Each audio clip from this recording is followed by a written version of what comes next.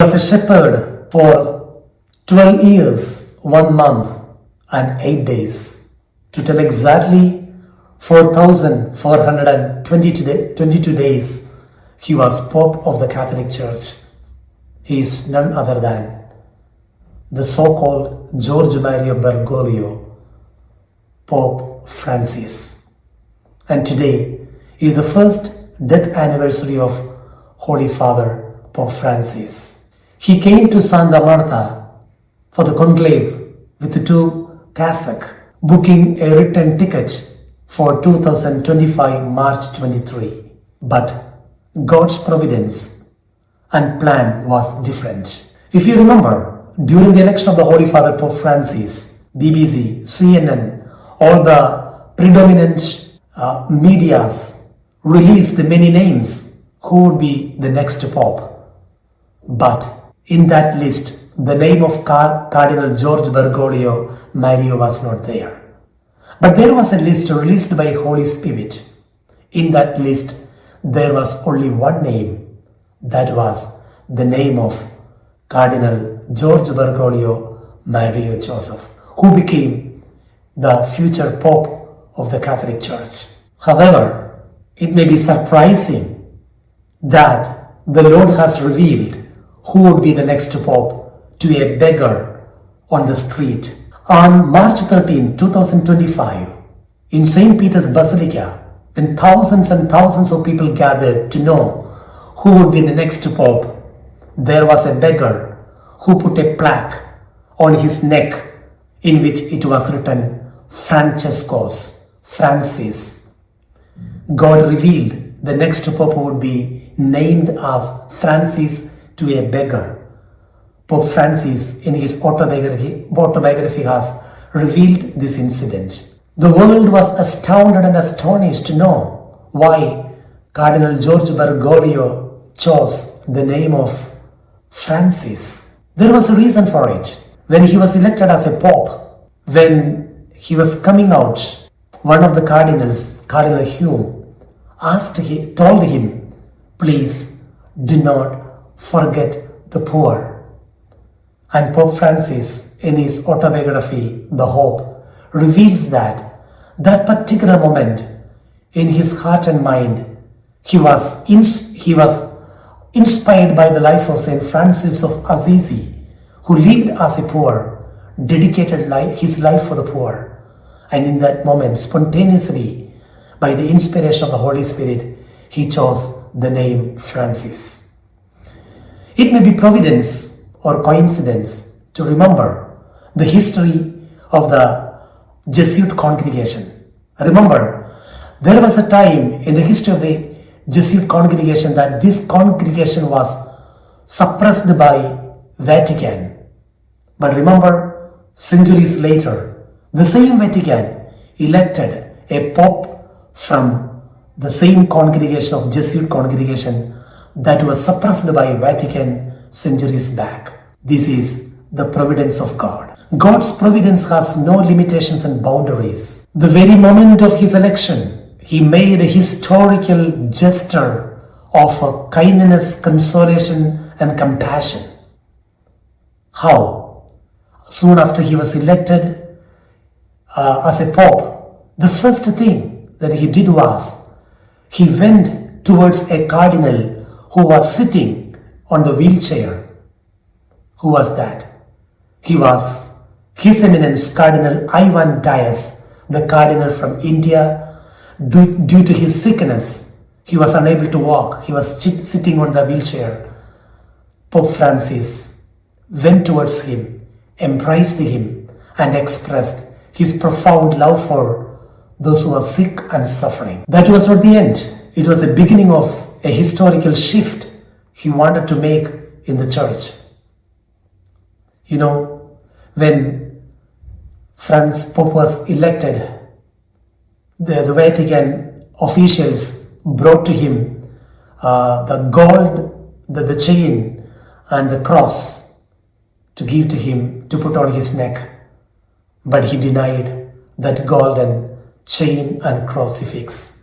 But instead, he wore the same silver chain and crucifix he was wearing as an archbishop. And when he was given golden ring, he rejected that golden ring. Instead, he wore the same silver ring on his fingers. He was given the traditional red shoe to wear.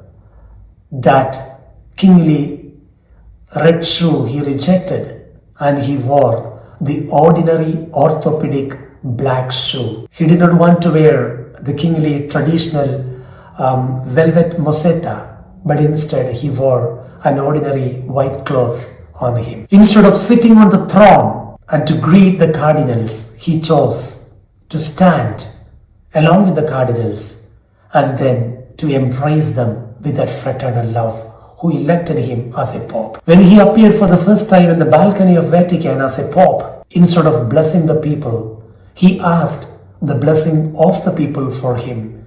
And he said, "Together with you, I am and we are starting a new journey." After being elected as a pope, one of the cardinals, Cardinal Agostino Marchetto, commended that he is an amazing man, but only one thing I doubt, whether he would smile.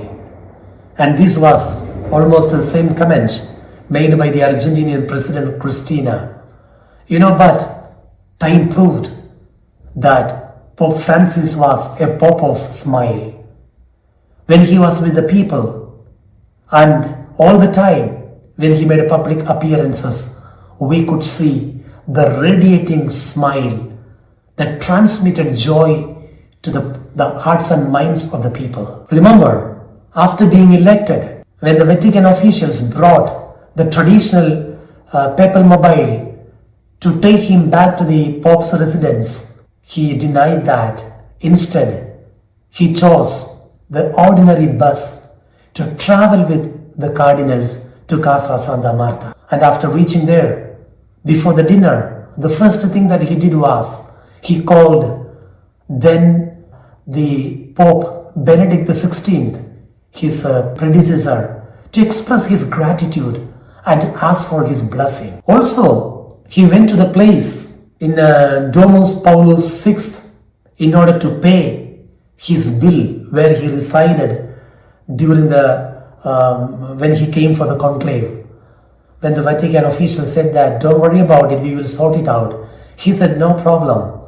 He paid the bill of his stay there. Not only that, he called the nunciature in Argentina and said the nuncio, instead of sending the archbishops and bishops and the delegates to Vatican in order to participate in his inauguration ceremony of his papacy, he asked the nuncio to organize that money to be collected and given to the poor people on March 19th, on the feast day of Saint Joseph. The next day after his election, he went to Mary Maggiore Basilica, Salus Populi Romani, in order to express his great gratitude towards the Holy Mother. Not only that, to submit and surrender and to consecrate the Diocese of Rome and the whole world to the Immaculate Heart of Mary at the very outset and beginning of his papacy, so that Mary will lead him, Mary will guide him, and Mary will take care of the needs of the church. And this we have proof. Before every apostolic journey he made, he used to go to Mary Maggiore Basilica to place a bouquet of flowers. And also when he returned from that apostolic journey, he always went back to Mary Maggiore Basilica to express his gratitude for the protection and blessing that our Blessed Mother Mary brought in his apostolic journeys and for the people of God. Another thing I remember is that when he celebrated his Mass in Sistine Chapel after his election, there was a homily given to him, a pre-prepared homily, and he said, "This is too long." And instead of reading that prepared homily, he spontaneously gave a homily from his heart. In any case, Pope Francis made a revolutionary historical changes in the Catholic Church.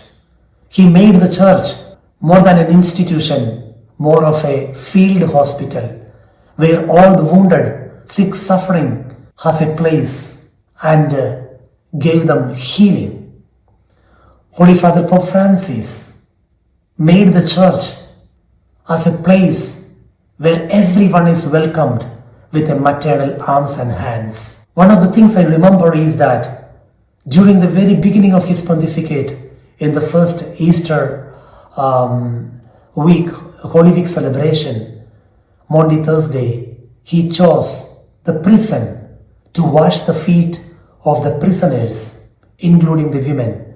And there were Muslim people also among them. He chose to wash the feet. Thus, by giving a strong message to the world, the church is of all, not of a people reserved for a few people. He introduced synodality in the church, a major shift in the pastoral dimension of the church. He did not choose cardinals, archbishops and bishops from highly qualified people. Of course he did it, but moreover, he chose ordinary, simple people, simple priests from the religious congregations, ordinary pastors from the parishes of the dioceses. His document, Evangelium Gaudium, is an incredible, unparalleled document on the missionary, apostolic, evangelization journey of the church. Through his encyclical Laudato Si, he showed the importance of caring for the earth in the midst of the global warming crisis. Through his document on Fratelli Tutti, he wanted to show how important it is that we need to live together as brothers and sisters despite of the differences based on the caste, religion and creed. And through his outstanding document Amoris Laetitia, he introduced a pastoral approach to resolve the problems of and crises that are in the family. He declared a day for the elderly people, a World Day of Elderly People. He declared World Day for the children. He declared World Day of the Poor. In 2016, he declared an extraordinary Jubilee year, declaring mercy as the theme, and also to show the merciful face of God and the church to the people. He chose thousands of missionaries of mercy in order to make the people of God experience God's unfathomable love and mercy. He asked forgiveness for all the sins committed by the members and authorities of the church to the public people. He held close to his heart the elderly, the poor, the sick, and the suffering. He made his apostolic journeys more than 68 countries in the world, all the continents, and he made historical changes, revolutionary changes by visiting the Muslim countries like UAE, Bahrain, South Sudan and Iraq. In any way, Holy Father Pope Francis made ecumenical relationship tightened, interreligious dialogue strengthened, and especially with Patriarch Bartholomew and the leaders of the Islam world, he kept a brotherly, strong friendship and relationship. He canonized 942 saints in the Catholic Church, and among them are his predecessors, 3 popes, Pope John 23rd, Paul VI, and John Paul II. He appointed lay leaders in the dicasteries of Vatican. He appointed religious nuns into the prominent places in the Vatican Secretariat and Vatican dicasteries. Thus, he made a historical change and revolution, showing that church is of all and church is for all. The first pope from the Latin American continent and the Jesuit congregation has made a historical, a legendary impact in the life of the people around the world. When he was hospitalized on February 14th in 2025, and there he remained in the hospital almost 38 days in sickness, battling with death. I remember Continuously, without fail, we were trying to give to the world the news updates through Goodness Television channel. And I could see people coming to the Gemelli Hospital in front of the statue of John Paul II, praying unceasingly for the healing and health of Pope Francis. We had organized a prayer in front of the Gemelli Hospital also, together with the priests and nuns, for the Holy Father Pope Francis. Anyway, after 38 days of hospitalization, Holy Father Pope Francis returned back to Casa Santa Marta. And it was surprising that on the Easter Sunday, on April 20th, 2025, even though Pope Francis was not well, he was recovering from his health, and doctors strictly advised rest for him, like an intuition, an inspiration from the Holy Spirit. He came on Easter Sunday, April 20th, 2025, in order to express his love and gratitude towards the people whom he loves and who love him. For the Urbi et Orbi blessing on Easter Sunday, April 20th, 2025. Soon after the Easter Eucharistic celebration, Holy Father Pope Francis came in Pope Mobile in the midst of the scorching heat, despite of his sickness, to bless his people as a shepherd. Thousands and thousands of people gathered in the Vatican Square, shouting at the top of the voice, "Viva Papa Francesco, Viva Papa," with love towards their shepherd, who was, without looking into his sickness and health, came and reached out towards them to bless them. And after that blessing, on the day of Easter Sunday of April 20th, he went back to Casa Santa Marta to rest. And it was with great pain that the whole world came to know. Officially, Vatican confirmed his death on 7:35 a.m. that Holy Father Pope Francis is no more in this world. The same day, at morning 9:45 a.m., the bell from St. Peter's Basilica, Vatican Square, rang 88 times according to the age of Pope Francis. He passed away at the age of 88, and thereby made known to the whole world officially that the Pope whom we loved, the Pope who loved us, is no more in this world. He has gone to his eternal abode, to his Father. From Vatican Square, at the funeral mass, almost 160 world leaders around the world participated in his funeral mass.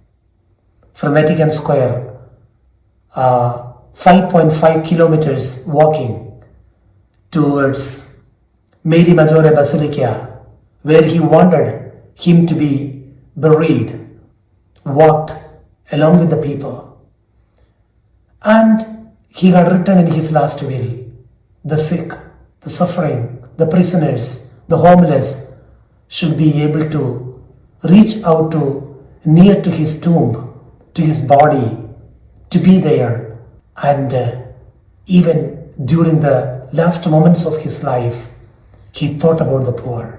Pope Francis said his tomb should not be elevated in a marble, but it should be buried in the ground level. And there should not be the name Pope written along with his name.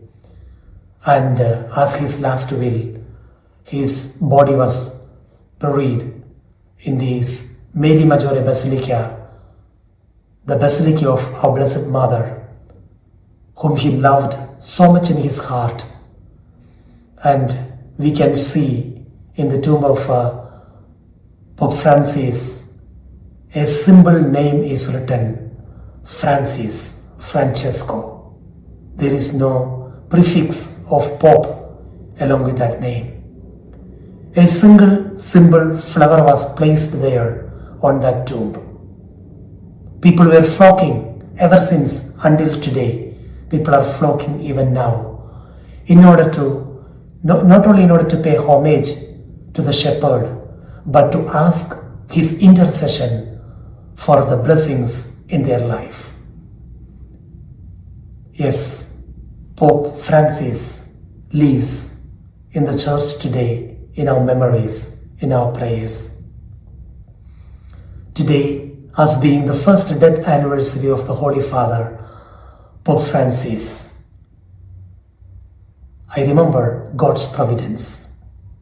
When Pope Francis passed away, the Holy Mother Church has a new shepherd elected by the Holy Spirit, and providentially in his name also is the name of Francis, Cardinal Robert Francis Prevost.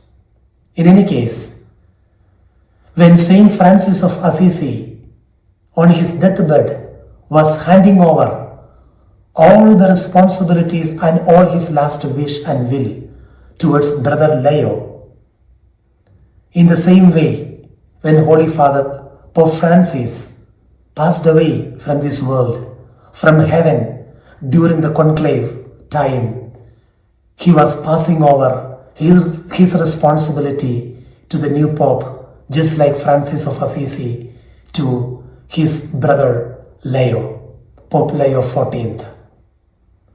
We have a great Pope, Pope Leo XIV, as a successor of the Holy Father, Pope Francis.